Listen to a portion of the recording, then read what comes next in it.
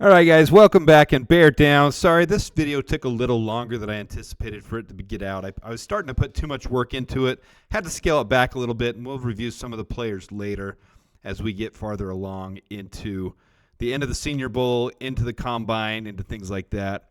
But the Senior Bowl and the Shrine Bowl, the practices, they've all kicked off this week. The Senior Bowl will be this Saturday. It's the official start of the draft season, basically, when that happens.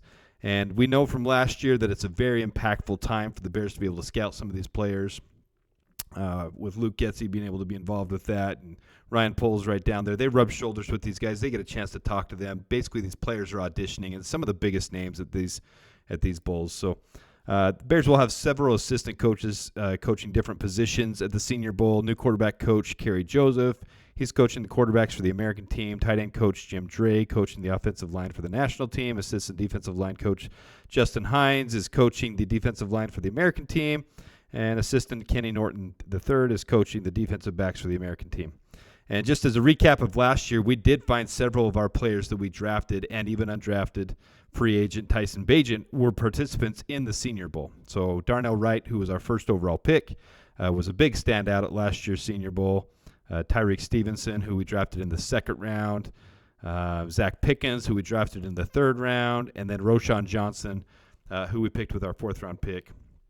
The running back. So I'm going to quickly go through the positions here that I think we will be targeting, who we'll be looking at in some of these. There's a lot of players that don't participate in these because they don't want to risk injury. Their stock is already so high. So you won't see a lot of those guys participating. But a lot of these guys, they've got a lot to gain, but they're already pretty high on the board. So I'm going to go over some of those guys right here.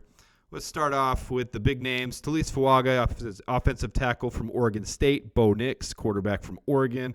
Many of these guys are first-round prospects already, guys. They're just trying to raise their stock. Michael Penix Jr., quarterback from Washington. Cameron Kitchens, safety of Miami. Jackson Powers Johnson, my favorite center out of Oregon. Guy I've been highly touting. He has allowed one sack, hit, or hurry combined all year. He's one of the guys you write down on the sheet of paper from Draft Day, the movie. This person, no matter what, that, to me, is Marvin Harrison Jr. and Jackson Powers Johnson. Those two guys, if we walk away from the draft with those two guys, I am the happiest Bears fan in the world. Leatu Latu, who many of you know by now is my favorite defensive end, who I want us to take at 9 from UCLA. I think he's trying to show that his prior medical retirement and successful comeback is not a fluke. Get a chance to talk to coaches and staffs and GMs. Get a chance to show that he's the real deal, which everyone knows he is, but that there's no lingering issues there. Byron Murphy II from Texas, Devondre Sweat from Texas, Chris Braswell, defensive end from Alabama, who I think is a beast, Xavier Legette, wide receiver from South Carolina, one of my favorite wide receivers in the draft. So let's go through quickly these positions. First, wide receiver position. We're drafting at least one in this draft. That's a guaranteed. One top tier. Round 1, probably our first overall pick, in my opinion. And then a second wide receiver in rounds 3 through 7, maybe 3 wide receivers. There's a lot of solid slot receivers, including the Washington brothers, Taj and Malik Washington, who I am really high on. So there's a lot of good receivers in this draft. Here's a quick overview of them. Feel free to pause this if you want. I've highlighted some of the ones that I'm keeping an eye on in blue, and some of them that had some key stats that I really thought popped out. I didn't do these key stats on every position because that's what I was getting bogged down in. And I realized I was spending way too much time on this video. So we try to put out some good content, guys. If you don't mind sharing some of the stuff we're doing, I want to get out there a little bit more. The categories I put here so you can see where they're kind of projected. From Windy City Gridiron, Jacob Infante put these all organized pretty well. And so I wanted to give him credit for the way he organized it and his predictions as well. I don't have any personal relationship with him. I just thought his article was very useful. From Draft Buzz, I compiled where they have them being selected right now, and from PFF, I have them where they're projected to go right now too. On the far right is their drop percentage, their passer rating when targeted, which some of those really stand out. Roman Wilson at 143.6 is ridiculous. Brennan Rice, who I've been hot on all year, 136.4.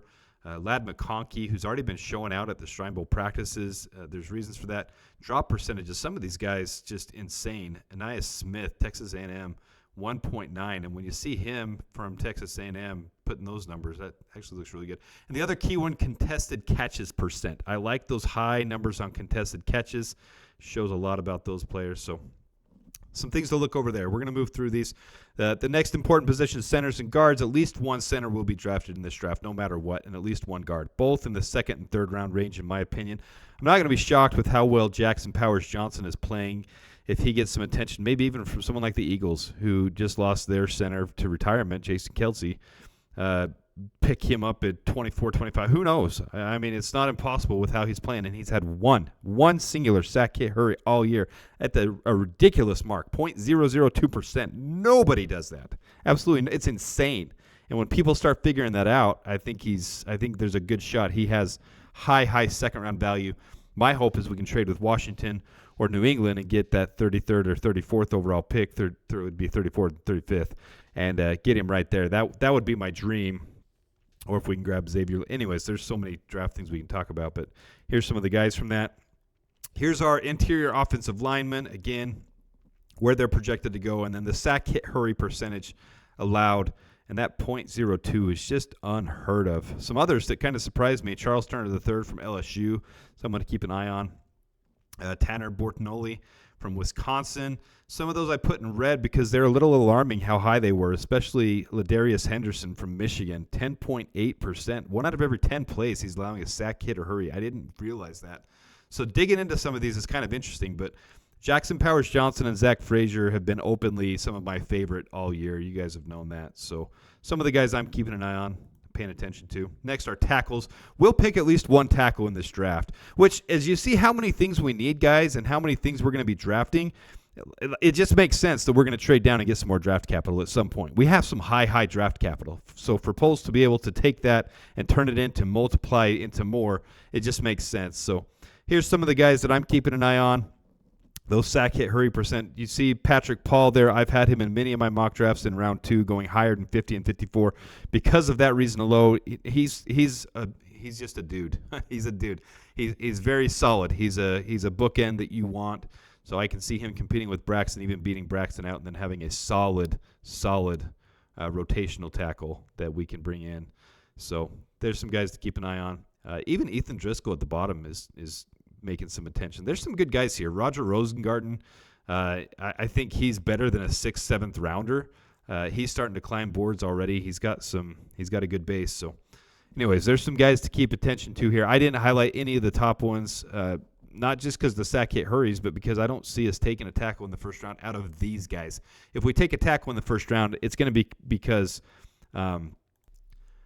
some fluke of Joe Alt falling to number 9 happens or something. So, or even if we trade down and it's just going to be something weird for us to take a tackle in the first round, but it could happen. So next we'll move on to our safeties. Critical position for us. I really like Tyler Newman. He's not there this week. I like Cam Kitchens. He just hasn't had the best year, and that kind of shows up here. You can see the NFL rating against is 118.4, and that's awful. And his missed tackle percentage is 13.7. So, yes, he's got all the physical talents and gifts. He had a great year last year, but that's going to concern some GMs and some people. How much can they overlook how this year went? I mean, he still had a solid year, but he got targeted and picked on quite a bit. So some of the guys like Javon Bullard, who had career years, 35.3, that's stellar for the safety position to have an NFL rating against. That means what the quarterbacks were passing against when he was targeted. So just ridiculously low. Josh Proctor is someone that I've put in some of my other mock drafts. I think he's going to climb boards pretty quickly out of Ohio State. There's a lot of talent there. There's a lot of talent with a lot of these guys. Missed tackle percentage pretty low with Javon Bullard as well. I think he's kind of a whole package. If he's sitting there at the end of the third or the second round, sneaks into the third round, I can see us taking him for sure. Just depends on what we do with free agency. I've put it out there very openly that I like Xavier McKinney. I think he'd be a great value signing for us as we replace Eddie Jackson. I mean, nothing's officially been done yet, so who knows? Maybe Eddie Jackson will restructure his contract. There's a lot of things that could happen between now and the draft. We'll see that as the offseason approaches, March 11th hits, and we get into the actual nuts and bolts of things taking place. But we got a lot of exciting things coming up. All right, let's get to the edge. I think we're at least taking one high-value edge, possibly around 3 or later as well. Dominic Robinson is not pulling his weight, so it's not just a matter of replacing Yannick Ngakoue, who was a bomb for us. People can make it sound like he did a good job. He didn't. It was a bad situation, and I didn't want him in the first place. But nonetheless, he's gone. we're not going to re-sign Yannick. I've heard that buzz dying down. I think people are realizing that wasn't. It's just a name there, and he doesn't. It's not the situation for us. We need a big-bodied defensive end with moves. So I see it being Latu, but there is some value at some of these guys. Braden McGregor is actually very much. I didn't put any stats on these ones, guys, because I got too bogged down with this. This is a video that shouldn't take that long, and it was taking me way longer than it should. We're going to do individual breakdowns as we get up to the draft. We're going to do individual players, and we're going to do stuff like that. So I kind of backed off a little bit, so bear with me. But I did highlight some of the guys in blue that I'm very interested in. I really like Latu. He's my favorite. I really want us to pick him with number 9 overall. That's what I'm pulling for. I won't be upset if it's any one of those top defensive ends. Jared Verse, I mean, he's solid as well. He's not here at the Senior Bowl. But Braden McGregor really, really impressed me as well. And this one kind of bleeds into the next one, too, at defensive tackles, because some of these defensive tackles are actually defensive ends, but they're getting listed as defensive tackles. And I say we're going to take one of these where polls see the value. We're not going to re-sign Justin Jones, in my opinion. And so you see some of these Darius Robinson, Brandon Dorless, those are really defensive ends, but the size of them makes it so they're interchangeable. Darius Robinson could really do a DeMarcus Walker type of role where he could come inside and be out on the outside, play different techniques in different gaps. So he would be very valuable to me. He's someone that I was talking up when he was projected 5th round. PFF and Draft Buff haven't come down on him, but it's pretty consensus that people are starting to realize he's a late day 2 pick, a late 3rd round pick. And that'll probably happen with Darius Robinson. And without us having Ian Cunningham's compensation pick, I don't know if we'll be able to snag him anymore. We'll see if we do some trade downs and what happens. But there's definitely some guys to be had in this draft on the defensive line. It's got some quality depth in this draft to that position. And that's what I think Poles and Cunningham and all the guys there at the Senior Bowl, they're going to be scouting a lot of this. So let's go to the tight end. I just did a video on tight ends. Very informative. If you haven't checked it out, please check it out. It's one of the better ones that I've broken down where our tight end position is, and I do think we're going to draft a tight end in this draft. I have no idea where. It's going to be for value wherever it is. Cade Stover is my favorite tight end in this draft, other than Brock Bowers, but I just don't see us using a top 10 pick on Brock Bowers with the needs that we have. If we do, I won't be upset. I'm not saying that at all. But some of them that stood up to me, A.J. Barner was the biggest one that stood up. I mean, a lot of these Michigan players are standing out to me. They had a great year, though. But the drop percentage of Brevin Ford kind of surprised me. He had a better year last year. But A.J. Barner out of Michigan, he's a big-bodied tight end, tall, big-bodied, and he only 4.5 drop percentage. The pass rating when he was targeted is 115.4, and his contested catch rate was 60. That was really good. Theo Johnson, his drop percentage not much over 5. You want your NFL tight ends to not drop more than 5% of the balls. Really wide receivers and tight ends. And passer rating when targeting him was 135.2, and his contested catches were 75. And it's not like he wasn't targeted. He had targets to him. So a guy I want to watch. He's someone I'm going to be paying attention to see if that 145 to 147 range is really where he ends up being. And the same with A.J. Barner. It looks like he's already started to come up on some of these up into the 4th round. He was lower. But if we can stack one of these big quality, I mean, there's some quality tight ends in this draft, some big-bodied tight ends with hands and blocking ability, and that's exactly what we need. So I don't see us using free agency this year. I see us, maybe re-signing Mercedes Lewis with the quality that he had last year. He's not really a receiving tight end anymore, but he's got value with his blocking and his experience as a vet leadership in the tight end room. Help coach up one of these youngsters that come in with Cole Kmet as well. That would be solid to me if we got someone like A.J. Barner or Cade Stover and even Ben Sano, and we got them in with Mercedes Lewis. That would be great to me. If those three would be solid. Next, quarterback position. You guys know my stance on this. I am not looking for a replacement of Justin Fields. That's why I don't have Bo Nix or Michael Penix Jr. But if you ask me who some of my favorite quarterbacks are, I really do like Bo Nix. I think he's a great quarterback. I just see him sneaking into the 1st round. I don't see that being realistic for the Bears to be able to snag him. Joe Milton has been my favorite all offseason. He does have a quick release. That's release speed and NFL passer rating. His passer rating is low. He's not polished. He's not a polished quarterback, but he's huge. He's 6'5", and he's got a cannon for an arm. He can literally throw the ball 90 yards in the air. I mean, probably 100 if he wanted to throw his arm out. But there's videos of it, and he's just a beast.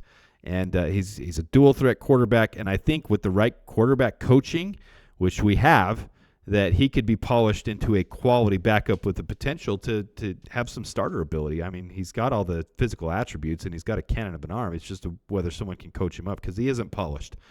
He was a backup before, and then even when he transferred to Tennessee, at Michigan, he was the backup, and then he transferred to Tennessee. He ended up being competition with Hendon Hooker, and he lost out to Hendon Hooker, and then he started, and he's played very well. He's got a great arm. He's just not polished. He's not clean. So I really like Joe Milton. I'm going to keep an eye on Michael Pratt, too. And as we know,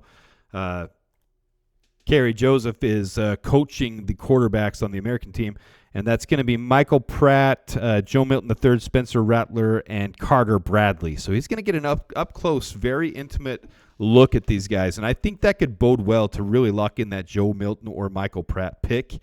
I think one of them could end up being the backup. And depending on where those guys fall and where they are in the draft, some of these guys think Joe Milton's still undraftable, some of them in round 5. And if that happens, I'm more than happy to steal him in round 5. I think he'll climb a few boards as well as we get into the combine. He's one of those guys that's going to grade off the chart. But all right, let's go next to running back. This is the last one I'm going to focus on. Free agency or the draft. I'm not sure what the Bears are going to do yet. I don't see us spending money in free agency, but we have the money to do it, especially after we cut Cody Whitehair and Eddie Jackson. So will we go free agency route? I don't know. I don't know what the new offensive coordinator coaching regime is going to want to do. There is a balanced approach they're going to want to take on offense with the running and passing. We'll see what happens. Here's some of the guys to look at.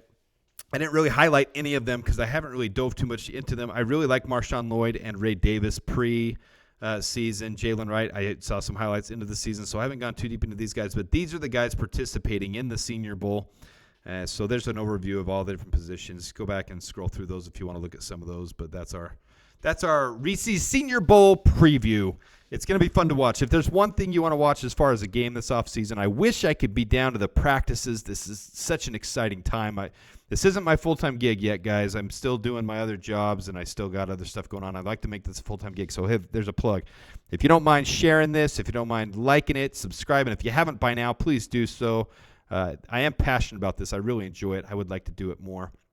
I'd love to be down there right now, but I got other things I got to take care of. So I'll be trying to recap as much as I can and give highlights, and we will definitely be putting a lot of content into pre-draft stuff. The draft is something that I'm always obsessed with, and I'm very much considering I'm pretty much locked in on going to the draft this year, doing some live footage from there, and keeping you guys involved and informed and celebrating with you guys as we get into the draft and have such a historic years for the Bears. So that's something I want to do. But hopefully this was informative. Hopefully you enjoyed it. Please like and share. Subscribe if you have not. And I appreciate you guys as always. Until next time, bear down.